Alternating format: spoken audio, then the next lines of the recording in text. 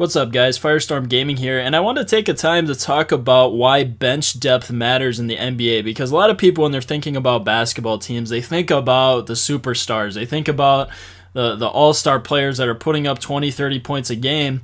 But as we've seen with New York, for instance, having one superstar like Carmelo Anthony isn't enough. You do need to have quality players around you that can also put the ball in the hole. So it's really interesting with this whole concept of bench depth, because it really didn't matter. Like when I was growing up, that was the Jordan era. That was the, you'd have these tag team duos and sometimes three really good players on a team, and that was enough to win a championship. You could put Jordan and Scottie Pippen and have a really good team with pretty much anybody else surrounding them. You could put together Gary Payton and Shawn Kemp and have a great team. You could put John Stockton and Karl Malone on the floor and still have a really good team. So it's gotten interesting more recently because it's really started with the Warriors. Now, it did, it was interesting. We've seen kind of this trend happening. The San Antonio Spurs have had really deep bench depth historically. You look at the Miami Heat when they had LeBron James and Dwayne Wade, they put together a really solid bench to back up those guys in terms of role players. So this isn't necessarily a new concept,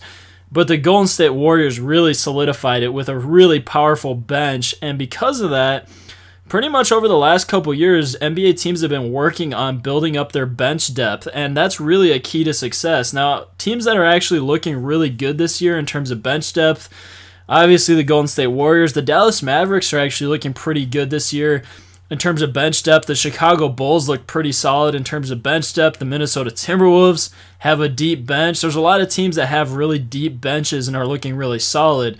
And we'll see, like with teams like the Cleveland Cavaliers, traditionally they've only gone about 8 deep when it gets into playoff time and it's crunch time. So we'll see how they do in terms of playing all their players when things get later in the season. But this is something that's super important. And the reason why is because there's not a single star player that's going to play 48 minutes a game. An NBA basketball game is 48 minutes. Now, your superstar player, even if he's young, he's in really good shape, at most he's going to play 40 minutes a game. So even, LeBron James or Kyrie Irving or Steph Curry, these guys, if they're on the floor all the time, at most they're probably going to play like 40 minutes a game, and that's a lot of minutes.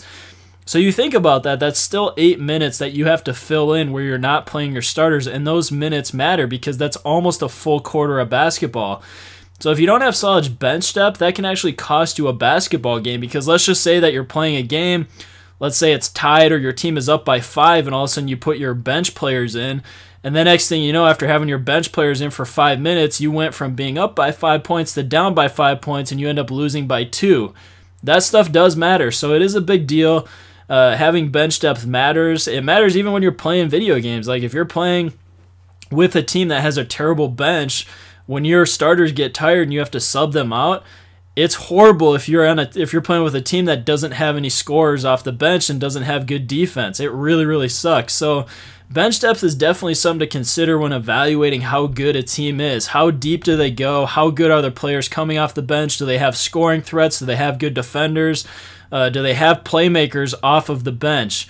And there's a lot of teams in the NBA that just don't have that. And most teams, it seemed like most teams, what they've had is they've kind of had, like in terms of offense, maybe 1 or 2 big threats, and that's usually like your 6th man of the year kind of type player. For the Spurs, for instance, it's been Ginobili over the years. For the Clippers, for instance, it's been Jamal Crawford. Guys like that can come off the bench and put up a lot of points, kind of light things on fire off the bench.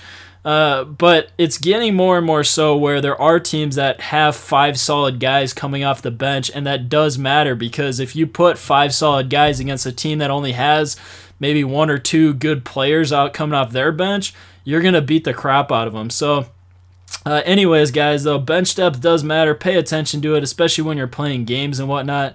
Pay attention to which basketball teams have a deep bench, because it does matter. Once your starters get tired, once the stamina goes down, bench depth does matter. But yeah, anyways, guys, I hope that you enjoyed this video. Thanks for watching. Feel free to subscribe. I have a lot more content coming your way. And like I've said in all my other videos, I got a new gaming system coming here within the next week, and I will be playing NBA 2K17 when that comes. So stay tuned for more content. Thanks for watching.